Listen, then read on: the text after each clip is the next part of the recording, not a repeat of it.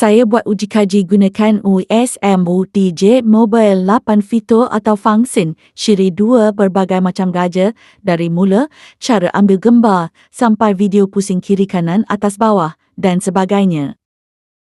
Rasa semacam kebingung-bingungan tidak tentu arah pusing-pusing, anda lihat gelagat saya seolah-olah memang orang baru pandu jet naik ke bulan jalan takut salah, bulan peralatan yang salah saya.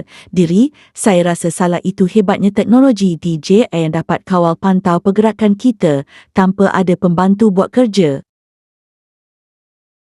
Memang benar, saya baru mencubanya sebelum saya dapat fahami sebaik-baiknya. Untuk buat live TikTok atau YouTube perlu latihan, sebaiknya buat rakaman dulu. Jika salah, kita ubah suai putung video tu. Oklah ada sedikit rasa keyakinan sudah. Naik basikal jarak jauh antara 10 meter ke 20 meter, cuma kelihatan jauh, itulah masalahnya tidak tahu besarkan caranya dari jarak jauh.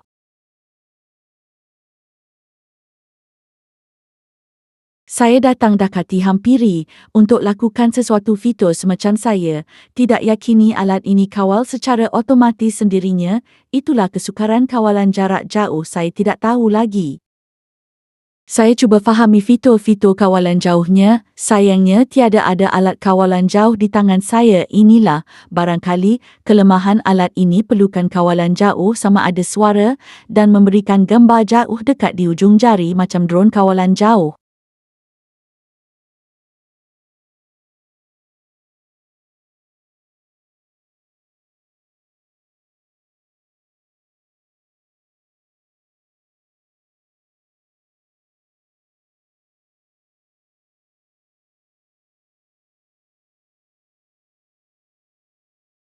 Anda nampak saya semacam kebingungan, apakah alat ini merakan pergerakan saya? Itulah yang berliga-liga dalam kepala saya, rasa tidak yakin, apa kerja alat ini, okey, atau itulah saya kelihatan gelisah sebab tidak ada skrin monitor di tangan saya. Bayangkan kita meraba-raba, okey, atau kecewa, saya rasa, bosku.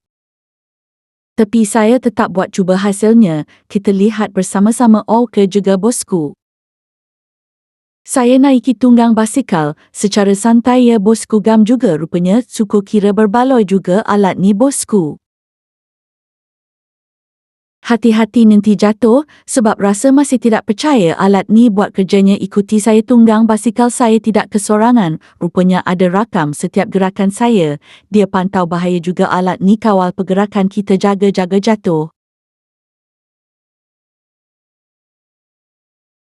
Ya, saya rasa macam baru belajar kayu basikal pula, malu-malu sebab ada kena pantau pergerakan saya dikawal. Rasa takut juga salah gaja, kemalukan, jadi macam-macam perasaan dalam kepala saya, takut-takut, malu, gelisah, tidak tahu tetap apa terjadi. Okey, ada rakam atau tidak kosong sebab tiada monitor skrin di tangan saya. Pelik juga meraba tepi, saya teruskan, ya bosku, okey.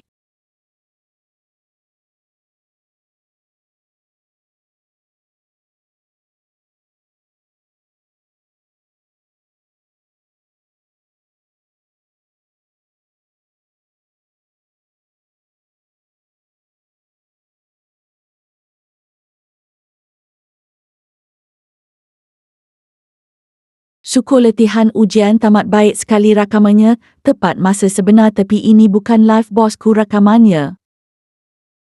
Tempat ujian ni memang mantap, kawasan terbaik, ada laluan rumput dan simen hebat, gaja pun senang buat, tidak berbahaya.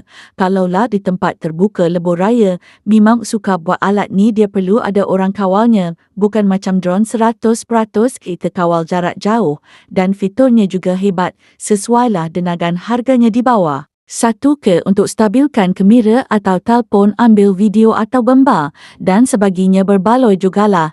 Terima kasih yang ikuti rakaman video ini. Jangan lupa like, share, komen, subscribe. Ini adalah buah mangga gincu berbunga lebat.